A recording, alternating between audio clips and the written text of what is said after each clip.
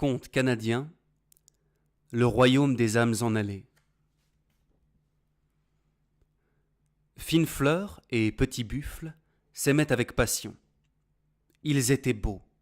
Ils étaient jeunes et tant de lumière éclairait leurs regards lorsqu'ils se contemplaient l'un l'autre que le soleil lui-même en était jaloux. Du matin au soir, on pouvait les voir chevaucher côte à côte dans la grande prairie, leurs montures marchant du même pas tranquille. Et quand la nuit venue le tipi se refermait sur eux, leurs soupirs émus faisaient sourire la lune. Un jour pourtant, Fine Fleur mourut. La douleur de Petit Buffle fut telle que durant des heures il hurla comme un loup. Puis il refusa de s'alimenter afin de la suivre dans la tombe et devint si maigre que la tribu en prit ombrage. On tenta de le raisonner.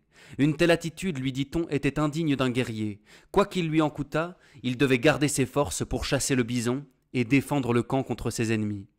Car la vie des Indiens ne leur appartient pas, elle est le bien commun.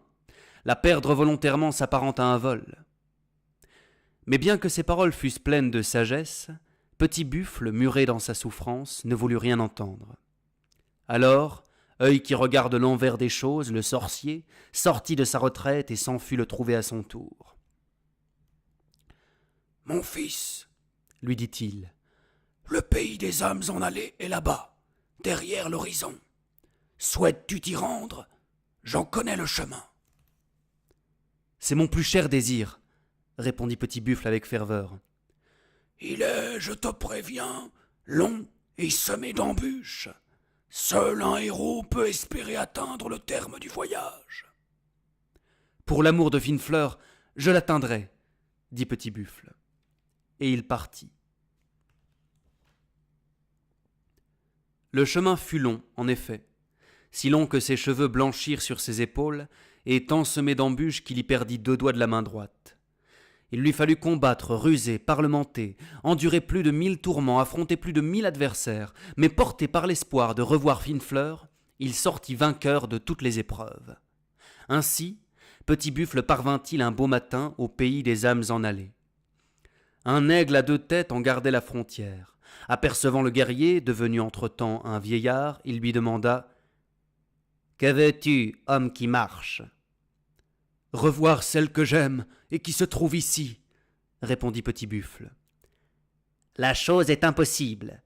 Aucun être vivant n'a accès à ce lieu. »« Alors tue-moi, car j'ai tant cheminé, tant lutté, tant souffert, que je ne puis me résoudre à échouer si près du but. » L'aigle, pris de pitié, hocha ses 2 têtes.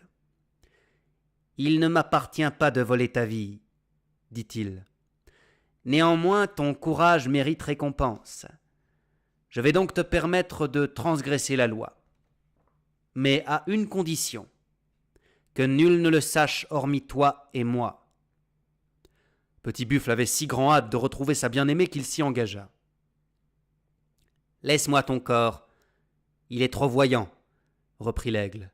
« Tu le reprendras au passage. » Petit Buffle se défit de son enveloppe charnelle comme on retire un habit usé, et devenu souffle, pénétra au royaume des âmes en allée. « Ne t'attarde pas surtout, » recommanda l'aigle. « Sitôt que tu auras trouvé celle que tu cherches, regarde-la bien afin d'emplir ton cœur de son image, puis fais demi-tour et rentre chez toi. »« Et si je veux rester ?»« Tu ne le peux, car ton heure n'est pas encore venue. » Tel le vent, Petit Buffle traversa des prés, des valles et des vallons, franchit des collines, survola des forêts profondes avant de parvenir dans un village pareil au sien.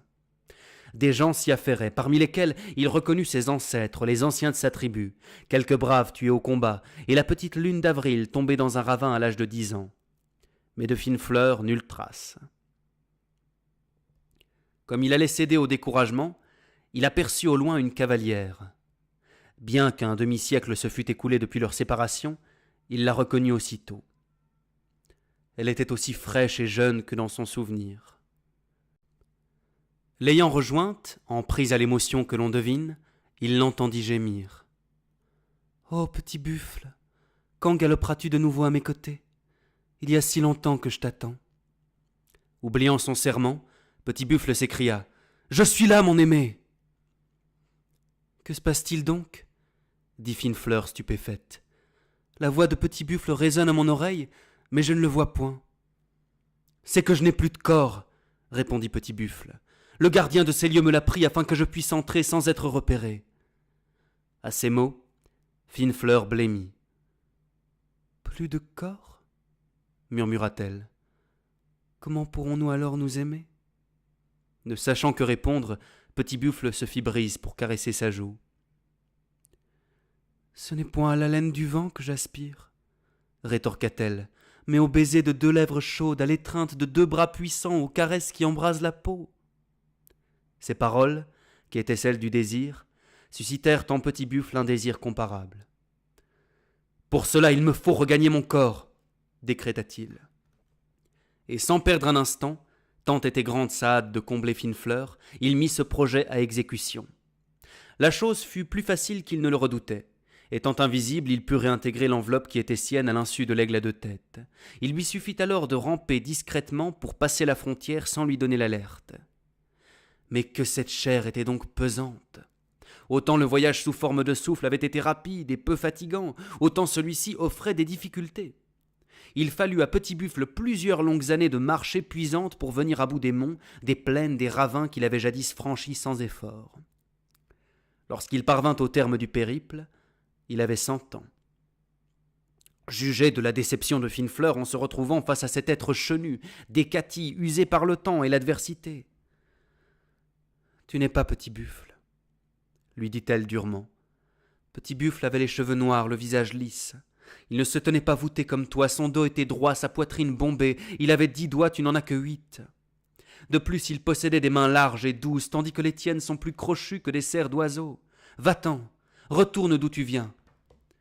Nous n'avons rien à faire ensemble. Ces paroles frappèrent Petit Buffle plus sûrement que la lame d'un poignard, de sorte qu'il expira à la seconde même. Tout aussitôt, il retrouva sa forme de jeune homme.